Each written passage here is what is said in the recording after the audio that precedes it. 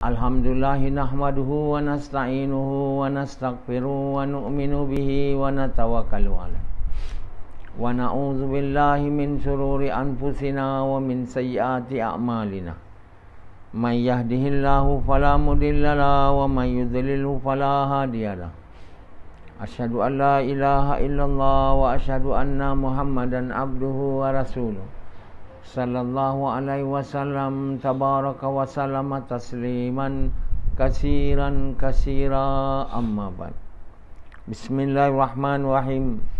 Wa man ahsanu qawlan mimman da'a ila Allah wa amila salihan wa qala innani minal muslimin.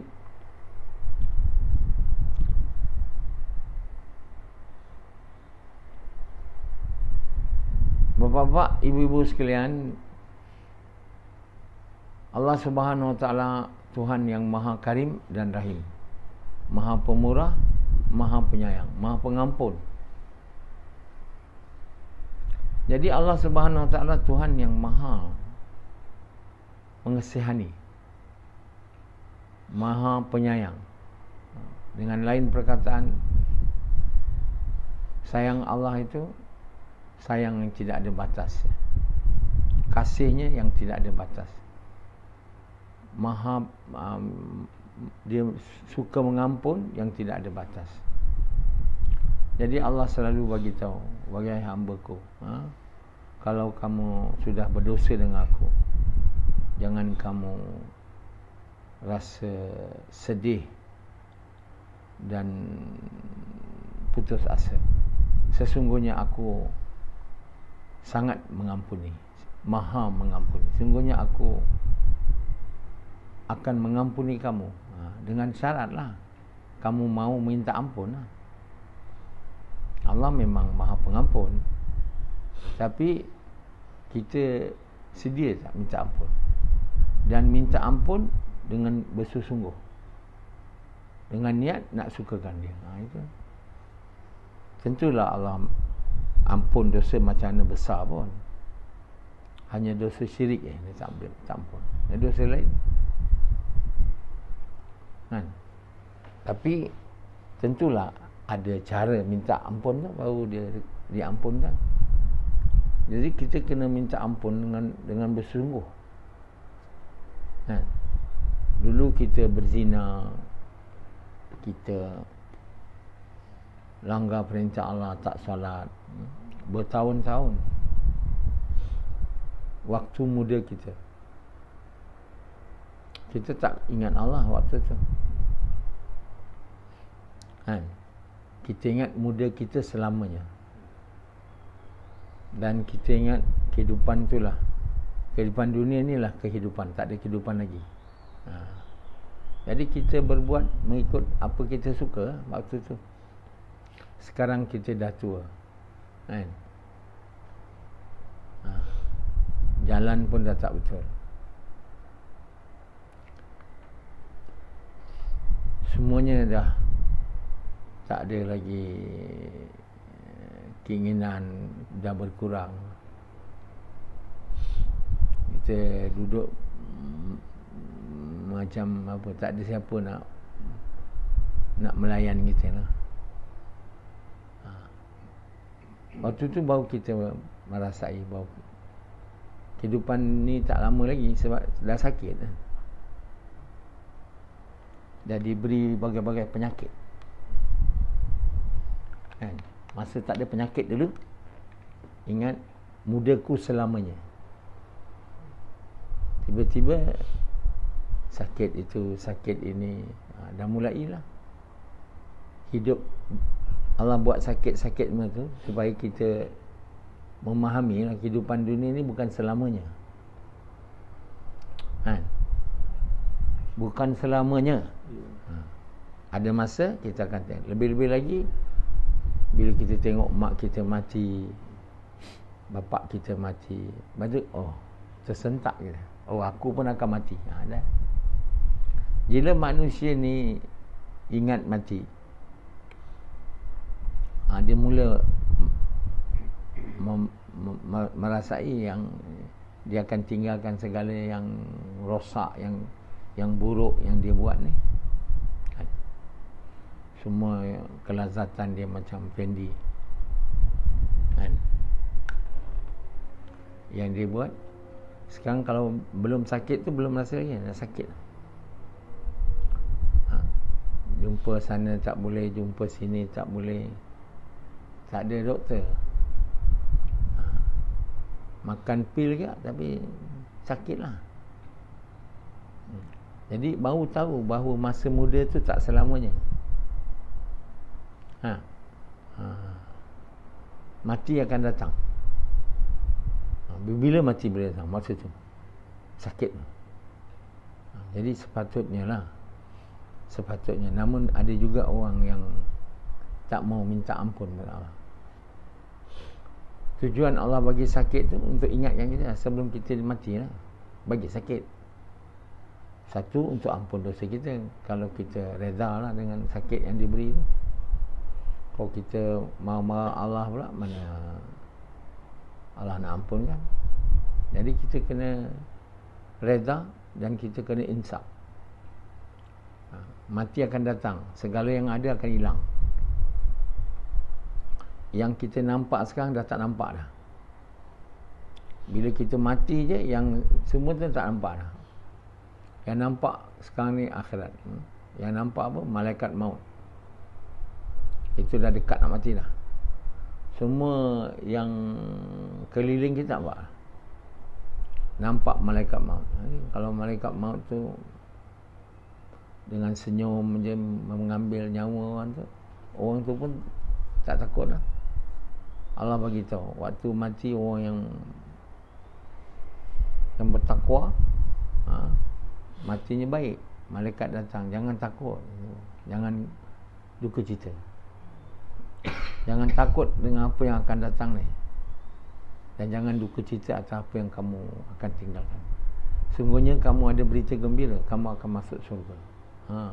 Kami teman kamu waktu kamu di dunia, dan kami juga akan jadi teman kamu di akhirat. Ini untuk orang yang Allah bagi tahu, yang berkata dengan hatinya, pemelihara aku adalah Allah, dan mereka istiqamah dalam mentaati perintah Allah sampai mereka mati. Waktu matinya ditunggang malaikat. Waktu itu semua tak nampak dah. Nampak malaikat dia. Itu dah masuk alam akhirat dah tu.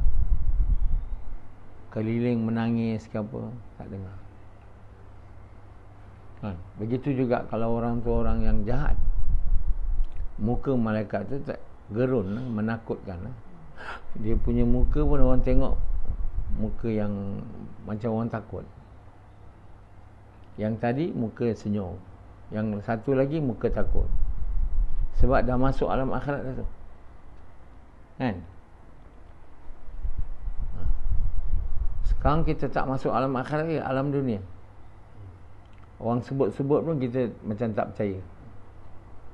Waktu nak mati tu nanti, baru nampak malaikat maut tu nak ambil nyawa Sufyan ni kan. Waktu tu Sufyan baru tahu apa yang disebut-sebut selama ni oleh Amir Sab adalah benar. Tapi apakan daya, sudah nyawa nak dicabut. Waktu nyawa Fir'aun nak dicabut, baru pernah aku beriman dengan Tuhan Musa dan Harun. Allah bilang dah terlewat Fir'aun. Kalau dulu lagi kamu boleh terima je, sekarang bila dah tengok azab ni kau tengok Allah saja. Jadi tuan-tuan yang mulia, tuan pernah tengok tak orang nazak? Kalau tuan diberi ni, tuan boleh tengok muka dia macam mana. Muka waktu ditarik nazak, ditarik roh. Kalau senyum, mana baiklah. Kalau takut, kan? Saya ada satu kawan, dia beritahu mak dia mati. Terbeliak mata mak dia waktu nak mati. Itu saya tak cakap kat dia lah. Itu tanda tak bagus lah. Terbeliak mata, kan? Rashidi dia tengok orang nak mati. Jadi tuan-tuan bapa sekalian, sebab itu Nabi SAW waktu dia hari mati ni, dia bilang ini hari terakhir saya di dunia dan hari pertama akhirat saya. Waktu tu Allah nampakkan muka Nabi yang bercahaya. Sahabat nampak Nabi muka. Masa tu cahaya akhirat tu. Alam akhirat ni akan dinampakkan semua cahaya ni. Muka yang bercahaya dengan muka gelap. Di dunia ni tak dinampakkan sangat. Jadi alam akhirat ini alam yang pasti datang. Dia bukan benda yang Allah sebut dan tak datang. Allah bersumpah bahawa orang mati ni akan dihidupkan balik, akan dikumpulkan di satu padang yang luas setelah dihidupkan dan akan dihisap tentang apa amal yang dia buat. Allah bersumpah yang itu benar. Jadi kita kalau tak tahu, maka tak ingat. Tak tahu, tak ingat, leka lah. Kusangka mudaku selamanya. Aku lupa Allah melihatku. Aku tenggelam di dalam mimpi-mimpiku. Jadi orang yang seronok dalam dunia ni, dia sebenarnya dalam bermimpi. Kita boleh ibarat dalam dunia ni bermimpi. Dia bukan benda betul. Yang betul bila mati tu. Sekarang mimpi. Tapi kita ingat benar. Aku tenggelam dalam mimpi-mimpiku. Tenggelam. Bersetubuh dengan wanita sini, wanita sana, wanita situ. Itulah lamunan. Sekali terjaga, bila mati tu, mana terjaga dari mimpi. Macam kita bermimpi semua tu kita mimpi, kita tidur tadi mimpi macam-macam kan. Itu semua tak betul. Kita hanya tahu dia tak betul bila apa? Bila kita bangun. Jadi bila kita mati nanti, baru kita tahu dunia ni mimpi. Yang kita fikir kita kaya, semua orang tak boleh lawan kita. Kita lah orang paling awal, semua orang nak kita. Perempuan tu, perempuan ni. Itu semua mimpi-mimpiku. Sebab itu dalam lagu tu, lirik penyesalan. Kusangka mudaku selamanya. Aku tenggelam di dalam mimpi-mimpiku. Semua ayat-ayat lirik lagu tu banyak cerita belakang ni. Jadi kehidupan di dunia ni mimpi kan. Kita jadi doktor, kita jadi profesor, kita ni semua ni. Lepas tu nanti hilang. Kan tak? Bila kita jaga, dia hilang. Dia tak ada. Profesor tak ada, kaya tak ada, semua tak ada. Itulah namanya mimpi. Sebab bila kita mimpi sekarang, bila kita bangun, semua tak ada. Tadi mimpi kita raja, permaisuri ada tepi, orang ada berbaris. Bila kita jaga, semua hilang. Macam itulah yang di dunia ni. Bila kita mati je, dia hilang. Baru kita tahu yang sebenarnya kita tak ada apa-apa. Kita hanya mimpi. Jadi jangan kita bermimpi. Jangan kita asyik dengan kehidupan dunia ni. Dia adalah menipu, permainan dan senda gurau. Jadi yang sebenarnya bila kita mati baru kita tahu apa yang kita ada. Lain yang kita ada semua tak ada. Istana tak ada. Kan? Sultan Brunei istana dia besar. Bila dia mati itu semua hilang. Dia punya tahta tu hilang. Tak ada kat dia lagi. Ada. Dia ada dengan apa? Dia ada dengan amal dia. Sultan Brunei ke siapa je. Kan Sultan Brunei. Tapi kita tahulah Sultan Brunei orang kaya. Dekat dunia ni antara orang kaya. Dia punya private jet berapa banyak. Itu semua tak ada. Bila mati semua tak ada. Itulah namanya mimpi. Yazid waktu muda dia tu, Dia buat mimpi.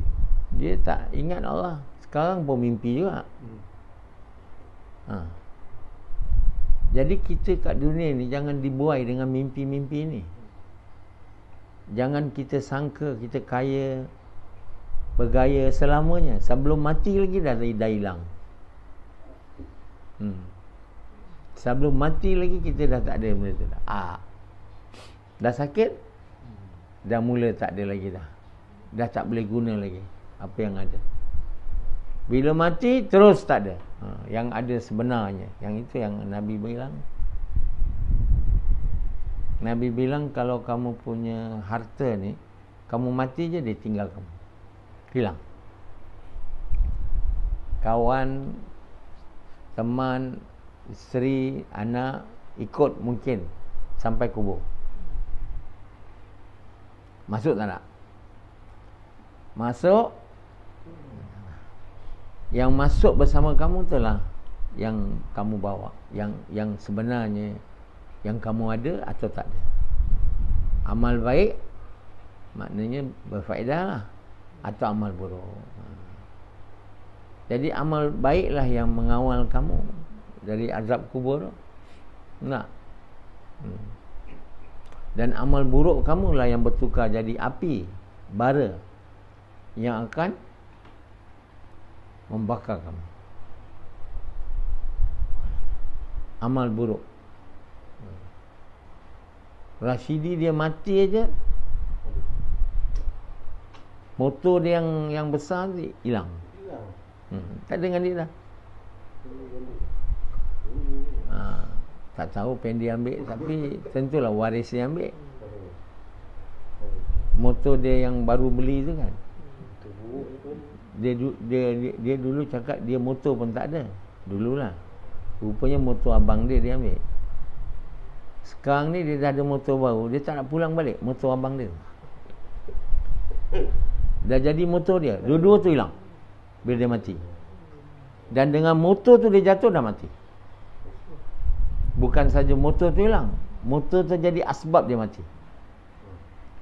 Baru ni motor tu asbab dia punya kaki ni tercengkok-cengkok dia jalan. Yang dia sangka faedah tu rupanya mudarat. Yang hari ni kita sangka inilah kita punya rumah, semua motor, kenderaan, mati je hilang. Itulah sama macam mimpi tak? Kita tidur kan? Betul tak? Saya mimpi saya ada di istimak sana. Saya sama dengan orang jemaah tabligh dalam mimpi tu. Saya berceramah. Tengok, tak ada.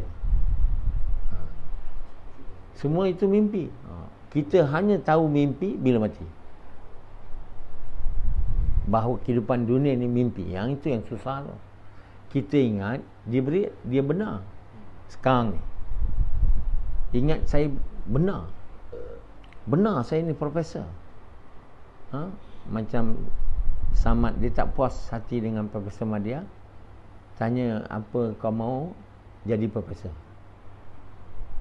Yang Profesor Madya tu profesor ke hilang. Hari Samad mati, dia punya Vice Chancellor universitinya, kawan saya, Profesor Dr. Khalid. Meninggal. Dah mati dah. Mana profesor dia? Hilang. Satu orang yang mati ni, kata orang kafir, orang yang dilupakan. Macam mana boleh hidup balik? Dan cakap kat Nabi, kami nanti jadi debu dan dilupakan. Orang mana ingat orang mati? Ada juga lah orang yang ternama, ada sekali-sekala orang cerita kisah dia. Tapi orang mati, lepas tu tak ada orang ingat kamu. Orang tanya Dr. Mahdi, apa kamu suka nak diingati lah? Mahdi kata tak ada. Saya tak perlu saya diingat dengan apa pun, sebab saya dah mati. Orang nak ingat saya ke apa ke, saya tak kisah dia. Betul lah cakap dia. Apa hal saya nak kisah nak diingat pula? Bukan ada penting bagi saya. Saya dah mati. Kau nak ingat saya jahat ke, kau nak ingat saya baik ke, tak ada masalah dah. Saya dah mati. Jangan kita risau. Kita buat yang benar. Jangan takut. Kerana kita nak sukakan orang, nak diingatkan sebagai Perdana Menteri yang baik, kita buat salah. Jangan mau diingat sebagai orang baik. Tak payah kita fikir itu semua. Kita mau ingat sama ada Allah terima kita tak bila kita mati. Kita jadi tak kekasih Allah, kita diterima tak oleh Allah. Itu yang penting. Tentu sekali Allah akan terima kita sebagai kekasih dia bila kita datang menemuinya dengan hati yang syahdu dan amal yang baik. Kalau kita tidak ada hati yang syahdu dan amal yang baik, bagaimana kita nak menemui Allah dalam keadaan dia gembira ni? Jadi yang pentingnya apa yang Allah sangka, apa yang Allah anggap kita. Lain semua tak penting. Apa orang cakap, apa orang kata, Allah SWT beritahu pada Nabi, kamu lupakanlah apa yang orang kafir cakap dan buat pada kamu. Sabar. Mereka tu akan aku azab masalah. Sama ada waktu kau hidup, kau boleh nampak, atau kau tak hidup lagi. Pasti aku akan azab mereka.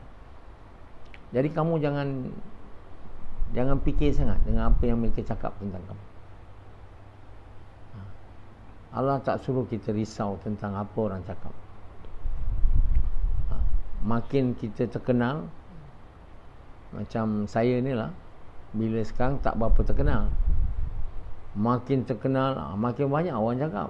Dia ada dua orang cakap, satu cakap baik, satu cakap buruk. Bila saya dulu syura Jemaah Tabligh, terkenal di seluruh negara dan dunia lah. Orang-orang India, Pakistan, yang elders yang lah, bukan orang biasa lah, dia orang semua tahu Dr. Naswar, kan? Sampai abang saya ada kahwinkan anak dia dengan satu orang tu pun buat usaha agama ya. Dia kenal saya, Dr. Naswar. Oh, adik Mion ya, polis tu Dr. Naswar, ada Mion ya. Abang saya dah tahu, semua cerita kat dia. Jadi masa saya terkenal dulu lah, dan sehingga kini lah, ada dua orang cakap saya, banyak cakap. Satu baik saya, satu buruk saya lah. Kalau tak buruk pun suka buat buruk. Jadi saya, untuk apa saya nak hiraukan apa yang dia cakap? Yang cakap baik pun saya tak payah nak hirau. Untuk apa saya nak hirau? Bukan ada faedah untuk saya. Dan yang cakap buruk saya pun tak ada faedah saya nak hirau. Dua-dua tak ada guna. Kata Allah SWT, yang kamu mau berzikir pagi petang, Allah beritahu kepada Nabi, kamu berzikir pagi dan petang. Waktu berzikir ni waktu pagi, petang, waktu selepas setiap waktu sembahyang. Allah bagi tahu. Matahari terbenam, matahari naik, berzikir. Jadi tuan-tuan bapa sekalian, yang berfaedah pada kita bukan kita nak hiraukan apa orang kata. Apa perlu saya jadi orang yang terkenal? Tak ada perlu. Bila saya mati, saya dah tak tahu dah orang kenal saya tidak. Yang paling penting, apa yang Allah fikir tentang kita. Kerana itulah yang menjadi maksud. Sama ada kita boleh jadi kekasih dia atau tidak. Kalau kita dianggap oleh Allah sebagai orang yang baik, kita akan jadi kasih dia. Kalau kita dianggap oleh Allah sebagai orang yang buruk, walau seluruh dunia anggap kita orang baik, kita akan dapat azab. Tak? Seluruh dunia, tapi tak ada seluruh dunia orang anggap kita buruk, pada Allah baik tak ada. Biasanya bila Allah anggap kita baik ni, Allah akan buat manusia hampir banyak kan menganggap kita baik. Ada sikit lah, macam sekarang Nabi. Orang baik Allah buat hampir manusia anggap dia baik, tapi ada jugalah yang anggap dia sampai hari ni orang buruk. Macam inilah mereka-mereka yang cakap Nabi ni orang gila seks, orang orientalis lah, orang-orang yang musuh Allah. Tapi Allah SWT, kerana dia disayangi Allah, Allah buat banyak manusia, hampir semua manusia sebut nama dia, nama Nabi Muhammad ni. Mana ada nama paling banyak disebut. Sehingga kan Allah bagi tahu, kalau kamu sebut nama dia, rahmat datang. Maksudnya selawat lah, selawat kepada Nabi. Allah berselawat kepada Nabi. Mana Allah ingat Nabi tu, berselawatlah kamu kepada Nabi. Allah bagi ganjaran ni, sekali berselawat Allah bagi kamu 10. Apa pahala dia bila sekali berselawat kepada Nabi? Allah selawat 10 kali. Allah selawat 10 kali. Allah bagi rahmat, maksudnya tu. Jadi tak ada orang dulu waktu Nabi SAW buat usaha, orang kafir bagi tahu ni Muhammad ni bila dia mati, lupa lah, sebab anak lelaki tak ada, semua anak perempuan. Jadi memang keturunan tak ada lah, akan dilupai. Mana Nabi dilupai walaupun tak ada anak perempuan. Ya, kalimah tu saja nama dia, la ilaha illallah Muhammad Rasulullah. La ilaha illallah Muhammad Rasulullah, kalimah tu nama dia.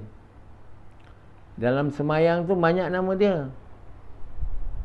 Asyhadu an la ilaha illallah, asyhadu anna Muhammadan rasulullah. Allahumma salli Muhammad wa ali Muhammad kama shallaita ala Ibrahim. Tiap kali semayang sebut nama dia. Jadi nama dia tu di bibir manusia. Itu antara tanda-tanda makbuliat lah. Allah kata Nabi-Nabi yang Allah sayang, Nabi Ibrahim, Nabi Nuh, Nabi Musa, Nabi Isa, kami buat nama-nama mereka ni di bibir-bibir orang akhir zaman. Jadi maknanya bila Allah SWT menganggap kita orang yang mulia, menganggap kita orang kekasih dia, Allah hadiahkan di dunia nama kita disebut-sebut oleh orang. Tak payah kita risau. Macam saya ni, Allah akan buat orang sebut-sebut nama saya kalau saya mati lah. Sebelum mati pun ingat, bila orang jemaah tabligh datang jumpa Bayi Wahab, mana? Malaysia. Oh, Dr. Naswar. Malaysia, Dr. Naswar. Dan nama dia sebut. Nama lain tak? Kenapa tu? Itu Allah yang buat. Nah, Allah buat nama saya disebut. Itu tanda antara tandanya. Memang ada yang sebut tak baik. Saya bukan tak ada, memang ada. Tentu ada. Nabi pun ada, takkan saya pula tak ada. Yang Dr. Nasrah, semoga azab Allah turun kat dia. Ada mungkin. Laknat Allah atas dia. Ada orang macam ni. Seperti mereka cakap pada Nabi lah. Laknat atas dia. Dengan nama Muhammad je, dia orang geram. Pada dia orang perosak manusia. Jadi tuan-tuan yang mulia, Allah SWT, fikir kita itu yang penting, bukan orang lain. Orang lain ni tak ada mustahak. Apa dia fikir tentang kita tak penting. Yang penting apa Allah anggap. Jadi kita kena berusaha di dunia ni untuk jadi satu kekasih aja. Bukan kekasih isteri, bukan kekasih mak, bukan kekasih kawan. Kekasih Allah je. Bila kita jadi kekasih Allah, Allah buat manusia yang baik-baik mencintai kita. Kenapa Ustaz Raub arwah dah, dia tanya saya, dia cakap kat saya duduk Nizamuddin, semua orang sebut nama Dr. Nasrah. Tanya saya dari mana? Malaysia, Dr. Nasrah. Malaysia, tak ada orang lain dia tahu. Siapa buat tu? Tapi dia orang rasa cemburu. Mereka yang hati tak betul rasa cemburu. Dan sekarang lagi lah Allah akan buat nama saya.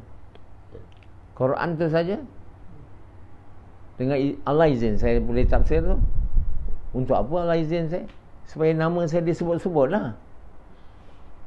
Takkan pula baca Quran tu nama saya tak disebut. Depan Quran tu tulis Profesor Dr. Nasrah bin Sa'abin. Lirik lagu saya, di kumandangan siapa penulis lirik? Dr. Nasrah. Perubatan saya, siapa perubatan? Dr. Nasrah. Ada. Sebut. Disebut-sebut. Dan ada yang baik, Dr. Nasrah, semoga Allah merahmati dia. Sebut nama saya, semoga Allah merahmati dia. Itu yang lagi baik lah. Yang dengar Dr. Nasrah, oh Dr. Nasrah. Yang baik itu dengar je, semoga Allah merahmati dia. Ada. Sama ada dia masih hidup atau setelah dia mati lah. Bukan doa semoga Allah merahmati dia bila dia mati je. Kan? Siapa tulis tafsir? Dr. Nasrah, oh semoga Allah merahmati dia. Siapa tulis lirik lagu? Dr. Nasrah, semoga Allah merahmati dia. Tapi orang yang tak tahu, dia tak cakap Dr. Nasrah, semoga laknat Allah tadi. Itu orang jahat lah. Tapi orang tu tak banyak. Akan ada, tapi tak banyak.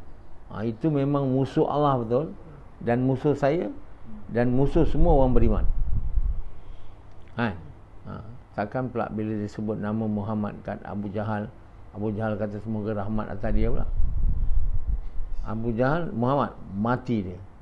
Macam mana orang Yahudi, dia bagi salam kat Nabi, tapi dalam salam dia tu, makna dia, bahasa dia tu, semoga engkau mati. Orang Yahudi yang musuh Islam. Jadi tuan-tuan yang mulia, Allah Subhanahu Wa Taala menghidupkan, mematikan, memuliakan dan menghinakan. Allah SWT bila dia memuliakan, orang tu akan mulia, tak kira hidup atau mati. Kalau Allah hina, maka dia dihinakan. Jadi tak ada siapa yang kita patut mau disayangi, dicintai, melainkan oleh Allah. Sebab itu saya cakap, maksud hidup kita adalah menjadi kekasih Allah. Jadi kalau kita dapat Allah, Allah bagi tahu, jadikanlah aku maksud, jadikanlah aku matlamat. Jika dapat aku, kamu akan dapat semua. Jadi maksud hidup kita tak boleh lari. Jangan kita dibuai dengan mimpi-mimpi ni, mengejar kelazatan dunia macam Yazid ni. Macam Rashidi ni, macam Samad ni, mengejar kelazatan dunia ni. Allah bagi tahu sesungguhnya akhirat itu lebih baik. Ini semua mimpi yang akan hilang di hari kita tinggalkan dunia. Janganlah dibuai dengan mimpi-mimpi ini, dengan serna kelezatan dan keseronokan dunia. Beramal baik, itulah yang akan bersama kamu menjadi pembela kamu di kubur, di mahsyar, yang membuat Allah reda dan gembira dengan kamu. Okey.